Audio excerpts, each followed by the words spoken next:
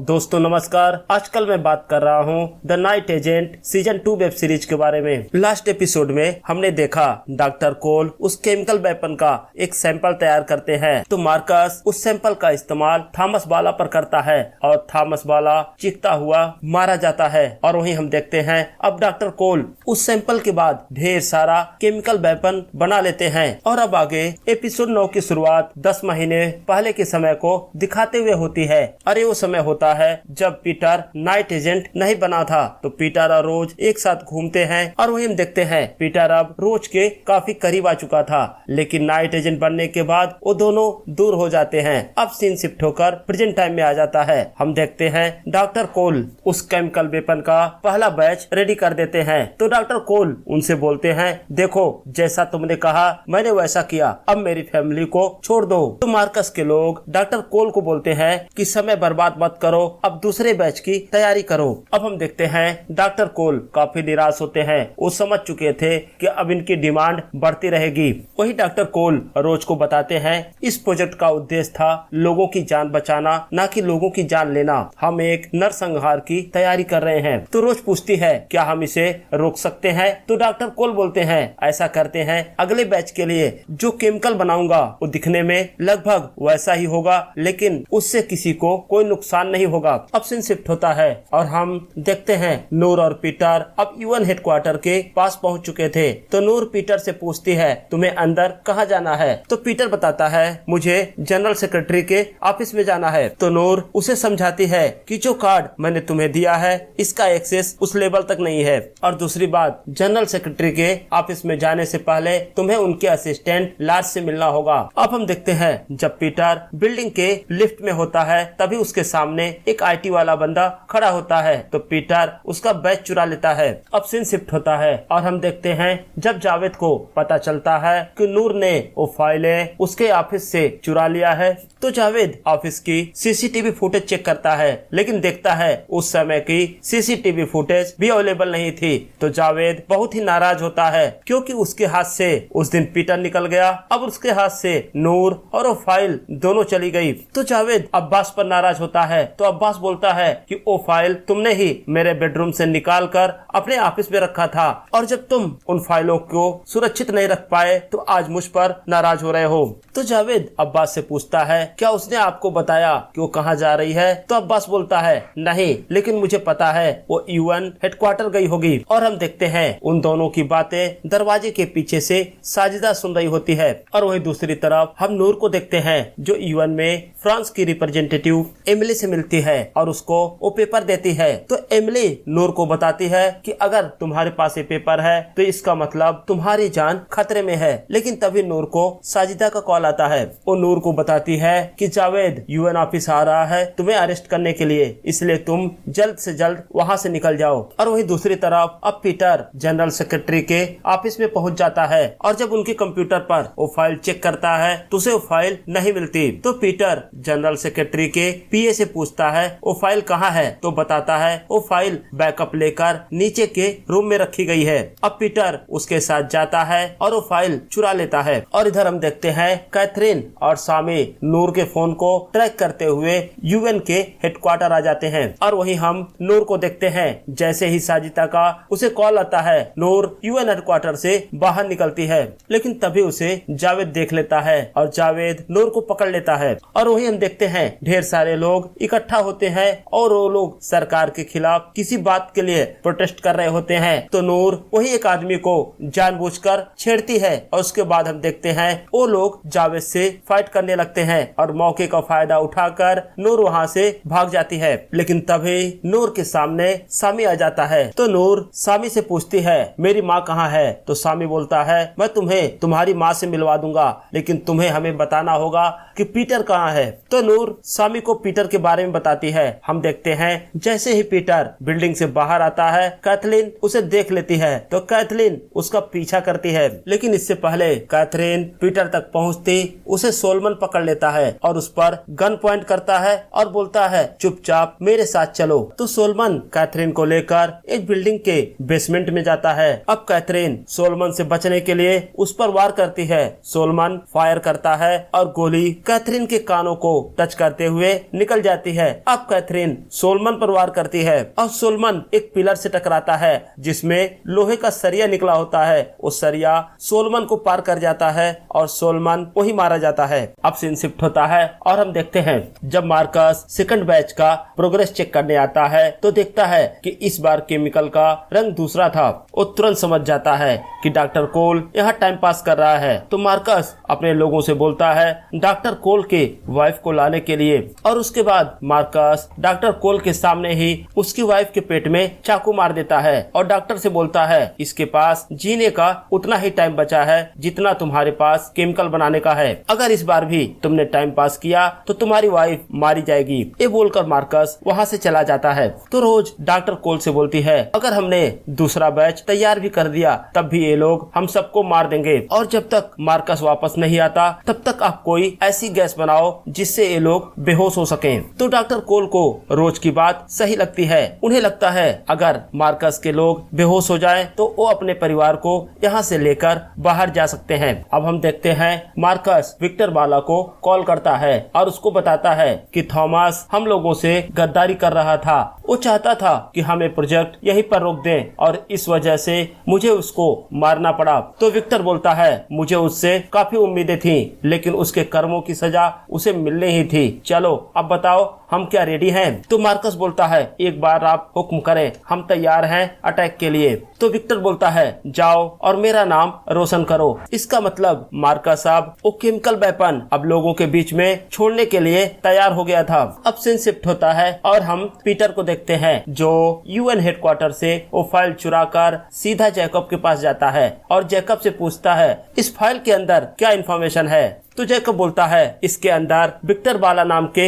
एक क्रिमिनल की case history है और जैकब ये भी बताता है कि विक्टर ने फॉक्स ग्लोब से बने केमिकल वेपन को अपने लोगों पर ही इस्तेमाल किया था और जब उसे अरेस्ट किया गया तो उसने बताया वो केमिकल वेपन उसे यूएस की तरफ से मिला था। हालांकि आज तक किसी के पास इस बात का प्रूफ नहीं है कि विक्टर बाला जो बोल रहा था वो सच था या नहीं। और साथ ही जैकब पीटर को बोलता है कि तुम्हारे फिंगरप्रिंट और तुम्हारा चेहरा यूएन हेडक्वार्टर के सीसीटीवी में कैप्चर हुआ है, वो सब आज रात मिटा दिए जाएंगे। लेकिन तुम मेरा ख्याल रखना, जब भी मैं तुम्हें फोन करूं मेरा फोन पिक कर लेना। अब जैकब पीटर को वो एड्रेस बताता है जहां पर अभी रोज कैद है और वो केमिकल वेपन जहां बनाया जा रहा है। अब सीन शिफ्ट होता है और हम कैथरीन को देखते हैं। अब वहां क्राइम सीन पर मोजली और पुलिस के लोग आ गए थे। तो मोजली कैथरीन से पूछता है कि पीटर कहाँ है। तो कैथरीन बताती है मैं पीटर का पीछा कर रही थी लेकिन बीच में सोलमन आ गया और सोलमन ने मुझ पर फायर किया। जब मैंने अटैक किया तो सोलमन मारा गया और तभी कैथरीन के पास पीटर का कॉल आता है और पीटर कैथरीन को वो एड्रेस बताता है जहां पर अभी रोज कैद है। तो कैथरीन पीटर से पूछती है तुम्हें इन्फॉर्मेशन कैसे मिली। तो पीटर कैथरीन को बोलता है तुम मुझे वहीं मिलो, मैं मिलकर बताता हूँ। अब सीन शिफ्ट होता है और हम डॉक्टर कोल और रोज को देखते हैं। अब डॉक्टर कोल ने बेहोश करने वाला वो लिक्विड बना लिया था और हम देखते हैं थोड़ी ही देर में वहाँ रहने वाले सारे गार्ड अब बेहोश हो जाते हैं। अब डॉक्टर कोल अपनी फैमिली को वहाँ से निकालते हैं। तभी हम देखते हैं मार्कस के दो और गुंडे वहाँ आ जाते हैं। वो दोनों मास्क पहनकर डॉक्टर को रोकने की कोशिश करते हैं लेकिन तभी वहाँ पीटर आ जाता है। अब पीटर उन दोनों से फाइट करने लगता है। हम देखते हैं एक गुंडा पीटर को मारने वाला था लेकिन तभी रोज पीछे से आकर उसका मास्क निकाल देती है और घुटन की वजह से वही बेहोश हो जाता है। और हम देखते हैं जैसे ही पीटर और रोज उस वेयर हाउस से बाहर आते हैं तब तक कैथलीन और पुलिस की टीम वहां पहुंच चुकी थी। तो कैथलीन रोज से पूछती है यहाँ क्या हुआ। तो रोज बताती है कि विक्टर बाला का लड़का थॉमस बाला और उसका साथी मार्कस ने मिलकर डॉक्टर कोल की फैमिली को किडनैप कर लिया था और उन्हें जान से मारने की धमकी दे रहे थे। तो डॉक्टर कोल ने वो केमिकल वेपन बना दिया लेकिन बाद में मार्कस ने थॉमस बाला को मारकर वो सारे केमिकल वेपन लेकर यहाँ से चला गया। और साथ ही रोज कैथरीन को ये भी बताती है कि अंदर मैंने यूएन हेडक्वार्टर के सिक्योरिटी गार्ड का ड्रेस देखा है। तो इसका मतलब मार्कस अपनी टीम को लेकर यूएन हेडक्वार्टर गया है। और साथ ही रोज कैथरीन को बताती है उनके पास 15 कंटेनर केएक्स हैं और इतना केएक्स इस पूरे शहर को तबाह करने के लिए काफी है।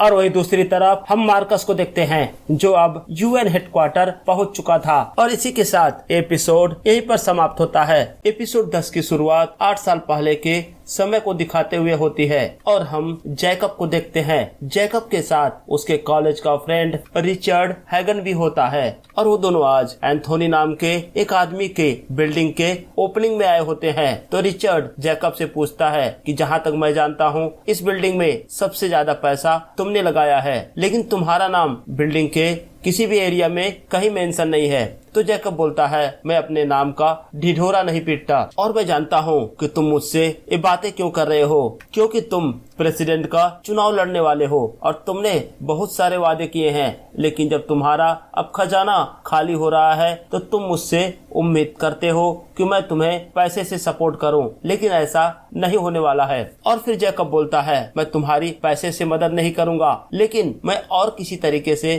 तुम्हारी मदद कर सकता हूं। अब सीन शिफ्ट होकर प्रेजेंट टाइम में आ जाता है और हम यूएन के हेडक्वार्टर को देखते हैं और अब वहाँ पुलिस की टीम पहुँच चुकी थी और हम देखते हैं मोजली, कैथरीन, पीटर और रोज भी वहाँ पहुँच चुके होते हैं। तो डिप्टी डायरेक्टर मोजली पीटर से बोलता है कि जब ये सब निपट जाए तो मुझसे मिलना, यानी कि इसके बाद पीटर को अब अरेस्ट कर लिया जाएगा। और वही मोजली को यूएन हेडक्वार्टर का सिक्योरिटी हेड बताता है कुछ देर पहले 5 लोग यहाँ एसी यूनिट को ठीक करने के लिए आए हैं और वो लोग अभी भी बिल्डिंग के टॉप फ्लोर पर काम कर रहे हैं। और वही मोजली रोज को बोलता है तुम मेरे साथ सर्विलांस रूम में चलो ताकि तुम उन लोगों को पहचान सको जो लोग मार्कस की टीम से हैं। अब रोज मोजली के साथ चली जाती है और वही मोजली कुछ गार्ड को बिल्डिंग के टॉप फ्लोर पर भेजता है और हम देखते हैं मार्कस के लोग वो केमिकल से भरा कंटेनर अब वहाँ लगा रहे थे। तभी वो सिक्योरिटी गार्ड वहाँ पहुँच जाते हैं और मार्कस के लोग उन गार्ड पर फायर करते हैं और वो दोनों गार्ड वही मारे जाते हैं।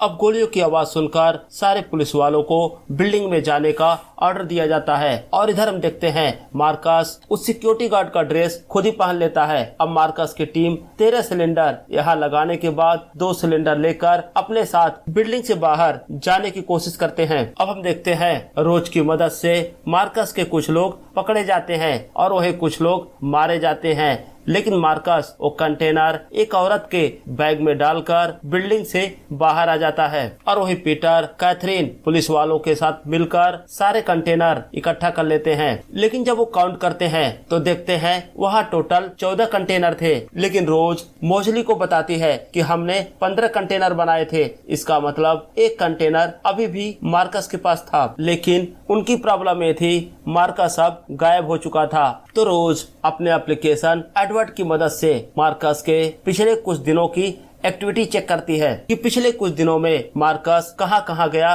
और किन लोगों से मिला। तो कैथरीन मोजली से पूछती है कि जिन लोगों को हमने अरेस्ट किया है क्या उन्होंने बताया कि मार्कस कहाँ गया होगा। तो मोजली बोलता है नहीं, लेकिन उन लोगों से एक बात पता चली है, उन सिलेंडर से वो केमिकल गैस तभी रिलीज होगी जब पावर कंजप्शन 2000 वाट होगा। तो कैथरीन बोलती है इसका मतलब दोपहर के समय जब सबसे ज्यादा एसी का यूज होता है। और वही दूसरी तरफ रोज ये पता लगाने में सफल होती है कि मार्कस अभी कहाँ गया होगा। वो बताती है कि पास में ही एक होटल है जहाँ पर थॉमस बॉला की गर्लफ्रेंड क्लोरी और बहुत सारे डिप्लोमेट्स रुके हुए हैं। और वही दूसरी तरफ हम देखते हैं अब मार्कस उस होटल में पहुँच चुका होता है। अब वो क्लोरी के रूम में होता है और उसको बोलता है कि थॉमस ने मुझसे बोला है कि उसका प्राइवेट जेट रेडी किया जाए, हम तीनों देश छोड़कर जाने वाले हैं। तो क्लोरी बोलती है ये बातें थॉमस ने मुझसे क्यों नहीं बताई, क्योंकि मैं 2 दिनों से उसका फोन ट्राई कर रही हूँ लेकिन अभी भी उससे बात नहीं हो पा रही। तुम एक काम करो, पहले थॉमस से बोलो मुझको कॉल करे, उसके बाद ही मैं जेट रेडी करने का आदेश दूंगी। और जब मार्कस देखता है क्लोरी उसकी बात मानने को तैयार नहीं है तो मार्कस उस पर गन पॉइंट करता है और तभी हम देखते हैं बाहर दरवाजे पर पीटर और रोज पहुँच चुके होते हैं। पीटर दरवाजा नॉक करता है और बोलता है मैं FBI की तरफ से हूँ और दरवाजा खोलो, और अगर तुमने अभी दरवाजा नहीं खोला तो थोड़ी देर बाद यहाँ पूरी सिक्योरिटी टीम होगी। तो मार्कस वही पीछे छुप जाता है और क्लोरी को बोलता है दरवाजा खोलो, लेकिन मार्कस अभी भी क्लोरी पर अपने गन को पॉइंट करके रखता है। क्लोरी बाहर जाती है और पीटर को बोलती है मुझे डिस्टर्ब मत करो, लेकिन साथ ही वो खतरे का इशारा भी करती है। अब पीटर और रोज समझ गए थे कि मार्कस यही अंदर है, तो पीटर रोज को बोलता है कैथरीन को कॉल करो और पुलिस टीम को लेकर यहाँ पर आ जाए। और वही हम देखते हैं जैसे ही क्लोरी को मौका मिलता है वो एक गमले से मार्कस पर हमला करती है। मार्कस की गन वहीं गिर जाती है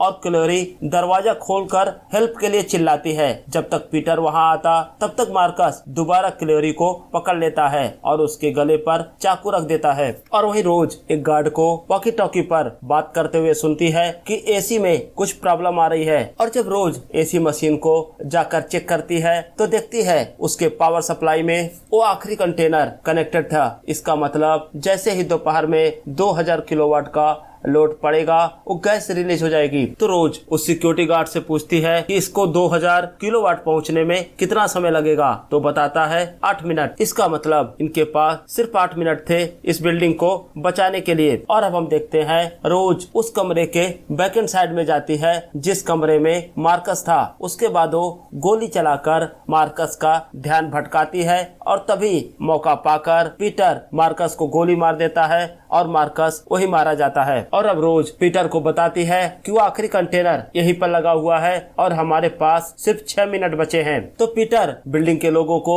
बोलता है बाहर निकलने के लिए। अब पीटर कैथरीन को कॉल करता है और उसको बताता है कि हमारे पास सिर्फ 4 मिनट बचे हुए हैं। तो कैथरीन बोलती है इन 4 मिनट में बिल्डिंग को खाली कराना नामुमकिन है। हम एक काम कर सकते हैं, अगर हम किसी तरह से बिल्डिंग में आग लगा दें तो फायर सेंसर एक्टिवेट हो जाएगा और उसके बाद वो सारे एसी के पाइप लॉक हो जाएंगे जिसके रास्ते वो गैस रिलीज हो सकती है और इस तरह से हम गैस को फैलने से रोक पाएंगे। और हम देखते हैं अब पीटर और रोज वहां पर आग लगाते हैं और जिसकी वजह से फायर सेंसर एक्टिवेट हो जाता है और वो लोग उस गैस को रिलीज होने से बचा लेते हैं। अब हम देखते हैं पीटर रोज को बोलता है कि जब तक तुम मेरे साथ रहोगी तुम पर खतरा बना रहेगा और यहाँ से बाहर निकलते ही मुझे अरेस्ट कर लिया जाएगा। मुझे नहीं पता मुझे कितने सालों की सजा होगी, इसलिए मैं चाहता हूँ कि तुम मुझे भूल जाओ और दोबारा कभी मुझसे मिलने मत आना। पीटर की बात सुनकर रोज दुखी हो जाती है और जैसे ही पीटर बिल्डिंग से बाहर आता है उसे अरेस्ट कर लिया जाता है। और वहीं हम देखते हैं रोज दूर से ही पीटर को देख रही होती है और रो रही होती है क्योंकि वो जानती थी कि अब शायद वो दोबारा कभी भी पीटर से नहीं मिल पाएगी। और अब सीन शिफ्ट होता है और हम देखते हैं कुछ दिनों बाद कैथरीन और डिप्टी डायरेक्टर मोजली पीटर से पूछताछ कर रहे होते हैं। तो मोजली पीटर से बोलता है कि तुम पर आरोप है तुमने सेफ हाउस से सोलमन को बाहर भगाया और उसके बाद सेक्रेटरी जनरल के ऑफिस से एक कॉन्फिडेंशियल फाइल चुराई और फिर तुमने वो खुफिया जानकारी सोलमन के बॉस को दिया जो कि खुफिया जानकारी को खरीदने और बेचने का काम करता है। क्या तुम इन सब आरोपों को एक्सेप्ट करते हो? तो पीटर बोलता है हाँ। अब सीन शिफ्ट होता है और हम जैकब को देखते हैं। जैकब वो फाइल अपने दोस्त रिचर्ड हैगन को देता है। रिचर्ड हैगन पिछले 3 बार से प्रेसिडेंट का चुनाव लड़ रहा था लेकिन हर बार वो चुनाव हार जाता था, लेकिन इस बार रिचर्ड को पूरा भरोसा था कि वो फाइल मिलने के बाद वो प्रेसिडेंट का चुनाव जीत जाएगा। तो जैकब पीटर से बोलता है जब चुनाव जीत जाना तो याद रखना मैंने तुम्हारी किस तरह से मदद की थी। तो जैकब का इशारा सीधा होता है कि जब रिचर्ड प्रेसिडेंट बनेगा और उस समय जैकब को जो भी खुफिया जानकारी चाहिए होगी वो आसानी से रिचर्ड के थ्रू उसे मिल जाएगी। अब सीन शिफ्ट होता है और हम देखते हैं एक दिन नूर और रोज मिलते हैं। तो नूर रोज से पूछती है कि अभी पीटर कैसा है? तो रोज बोलती है मुझे नहीं पता अब पीटर कहाँ है और कैसा है। और वही नूर अपने बारे में बताती है कि वो अपनी माँ के साथ यहाँ यूएस में शिफ्ट हो गई है और यहाँ पर उसे एक जॉब भी मिल गई है। अब सीन शिफ्ट होता है और हम कैथरीन को देखते हैं। कैथरीन पीटर से मिलने जेल में आती है और उसको बताती है पैट्रिक नॉक्स जो अभी प्रेसिडेंट का इलेक्शन लड़ने वाला था उसने अपना नाम वापस ले लिया। और पैट्रिक नॉक्स जब CIA का डायरेक्टर हुआ करता था तो उसी ने फॉक्स ग्लोब प्रोजेक्ट को शुरू किया था और बताया जाता है कि उसी ने विक्टर बाला को वो केमिकल वेपन बेचा था।